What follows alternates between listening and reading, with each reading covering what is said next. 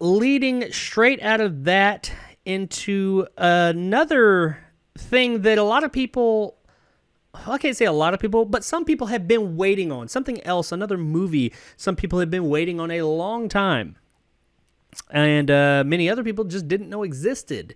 But they've been waiting on this one a long time, and most people thought it was just never going to happen. Some people thought it wasn't completed. But this is a film that apparently was completed in 1974, I believe it is. I'm sorry, 1973 is when this film was completed, and we are finally getting it released.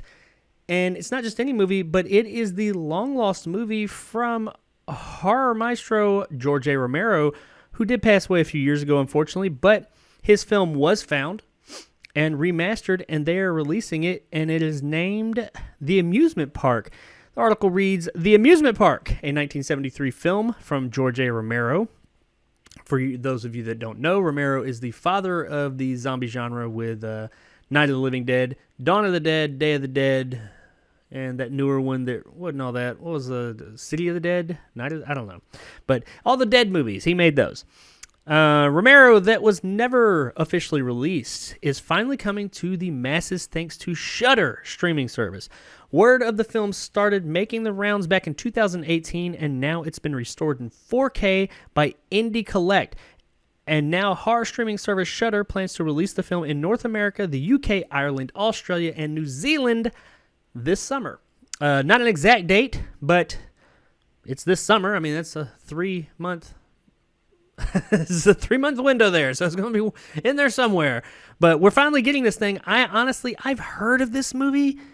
Like, it's one of those mythical movies I've heard talk of, and I think there was probably some, like, bootleg, chopped up copies of it probably out there. I've never seen it, but there were some, like, I want to say there's people that say, oh, I've seen it, and I've seen this or that, but none of them have been good copies, but it's pretty cool that it's, finally been dug up, and, we get to finally see this legend in filmmaking, one of his movies that for whatever reason was never released. It doesn't say in this article, and I'm sure we'll get more of that, like when the movie releases, maybe why it was shelved for whatever reason, because it apparently was done, or at least more or less done. It says the movie features Lincoln Mazel as an elderly man who finds himself disoriented and increasingly isolated as the pains, tragedies, and humiliations of aging in America are illustrated by his journey among roller coasters and chaotic crowds, and is described as an allegory about the nightmarish realities of growing older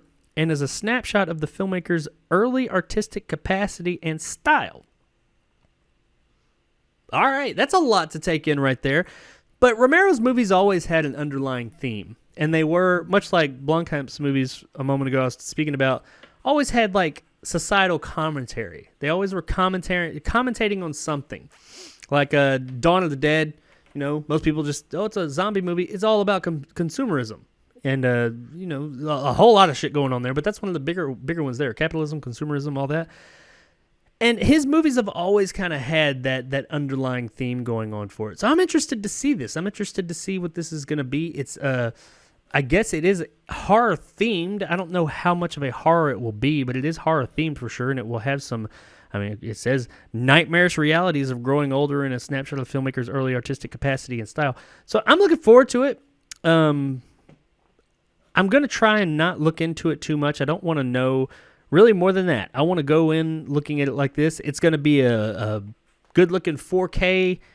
It's an old movie that we're going to see in 4K for the first time. How good that transfer is, who knows? It really probably depends on what they were working with to begin with.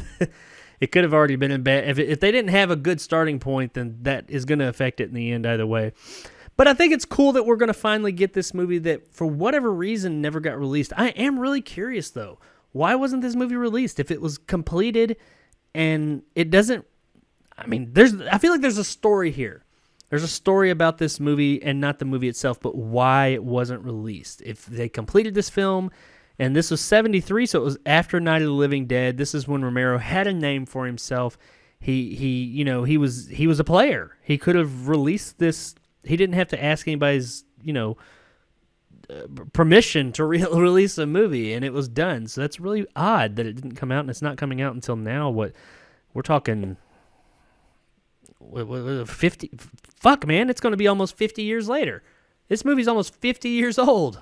So, yeah, that's a really interesting. I kind of do want to look into that, but I'm sure we'll find more about it. We'll hear more about that as it comes closer to time. But for all you horror fans out there, especially OG, old school Romero horror fans, you've got something to look forward to. While he is gone, we've lost that wonderful legend in filmmaking. He's got one more for us, so it's coming. Says there is no official release date for the amusement park yet, but it is slated for this summer. So here in, I'd say the next 6 months, within the next 6 months, we should be getting this movie. And I look forward to seeing it. And when it comes out, I will probably check it out and review it here on the channel.